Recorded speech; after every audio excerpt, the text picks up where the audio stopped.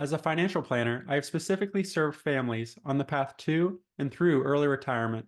And by early retirement, I generally mean before age 60, with needs for unique distribution strategies, tax location considerations, income tax control, and other benefits analysis.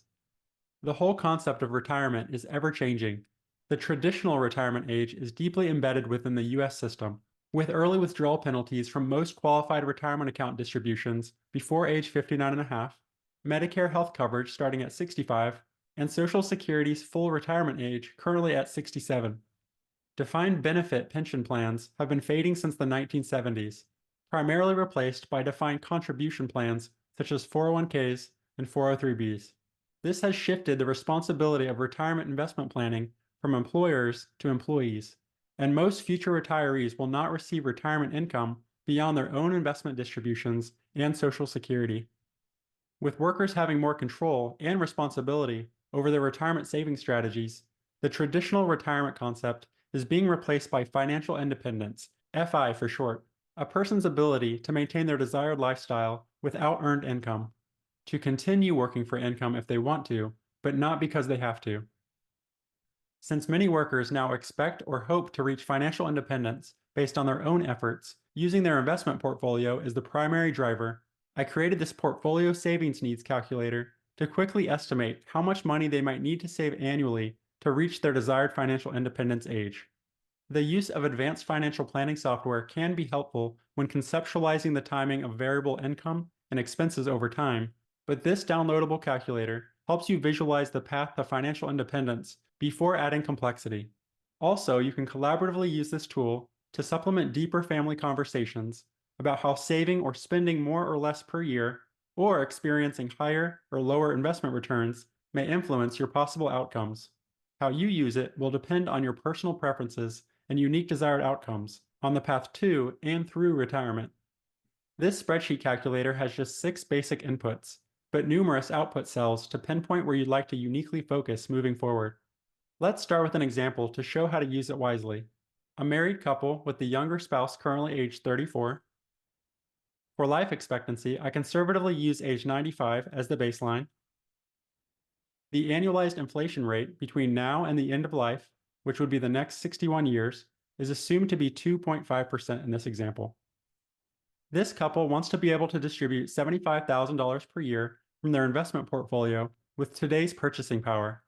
They do not have any specific end-of-life inheritance objectives, at least not considering their investment portfolio, and they currently have an investment portfolio balance of $520,000, which only includes the funds they'd expect to be invested for growth and income, not stability. To clarify, this number excludes their current checking and savings accounts, short-term savings earmarked as emergency funds or for upcoming purchases, their child's education savings account, or their home. Here are some notes for frequently asked questions. First, average inflation over the past 30 years has been 2.5%. If you go back 40 years, it's been 3%. The Federal Reserve targets 2% average inflation, and my personal bias is to start the analysis with 2.5%.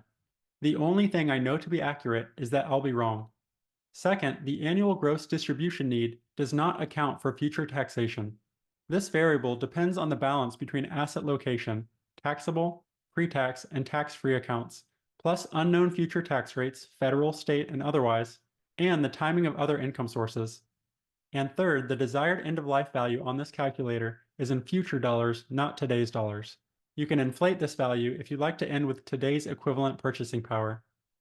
Once you set the inputs, you can immediately review the anticipated portfolio balances and annual savings needed to reach financial independence at various ages and inflation-adjusted investment returns, from 8% down to 0%. To avoid squinting at hundreds of cells, let's zoom in to a real-life example. Referencing 50 years of historical data over 30-year periods, a 100% equity portfolio has experienced average annualized inflation-adjusted returns close to 8%, and a 50-50 portfolio split between total stock and total bond indices with average returns close to 6%. Although we have decades of historical return data, we know there are no guarantees of similar results moving forward. For that reason, I prefer to conservatively assume lower annualized inflation-adjusted returns in the 4 to 5% range over long periods. And again, the only thing I know about my assumption and that it's going to be wrong in either direction. The word plan is both a noun and a verb, meaning this calculator is intended to let you know if you're generally going in the right direction, but you should revisit your numbers over time. I prefer annually at the most frequent. If you'd like to see more of the historical returns data, you may enjoy the resources linked below to understand the combined risk and return metrics of various asset allocations through different economic environments.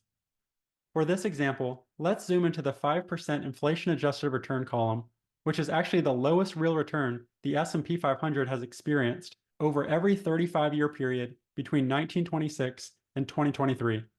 Since most retirees do not and should not remain invested in 100% equity throughout their entire life due to sequence of returns risk and other factors, we can review results across the spectrum.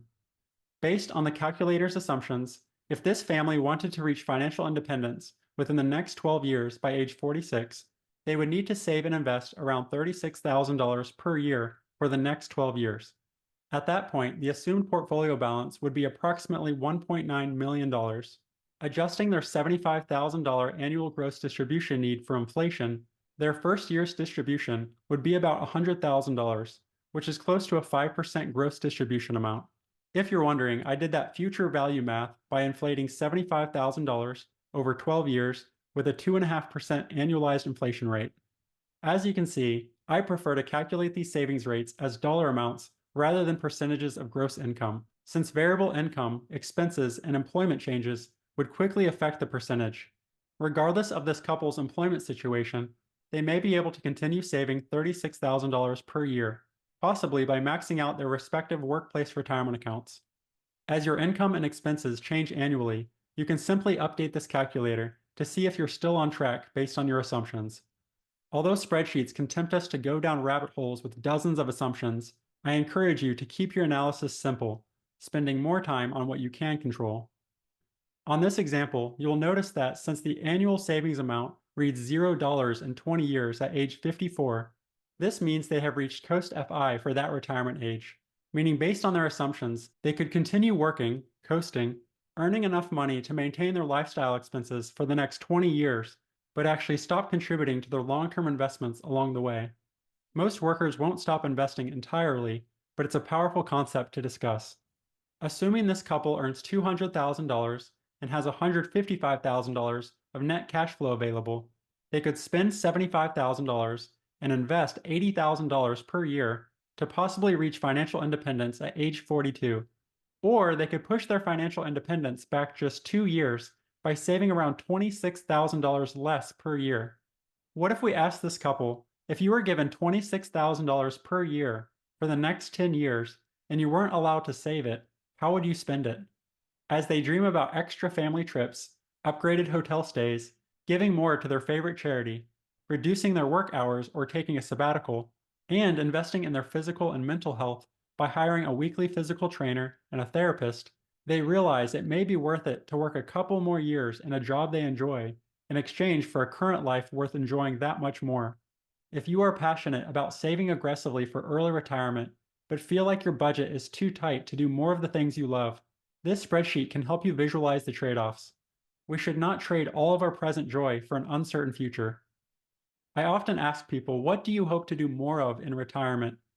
Their answers often include, we would travel more, spend more time with our kids and grandkids, share more of our time and money through generosity, or finally start my own business, etc.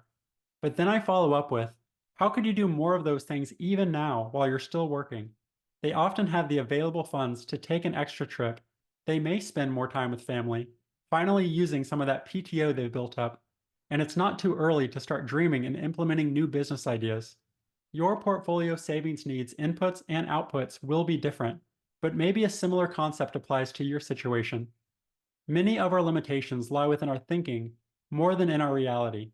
When we acknowledge that nearly everything we do in life is a choice, becoming counsel to our automatic negative thoughts and limited beliefs, we can intentionally align our time, energy, and financial resources with what really matters to us. We must go beyond rules of thumb and comparing our situations to others to truly design a life and a financial plan that uniquely fit us.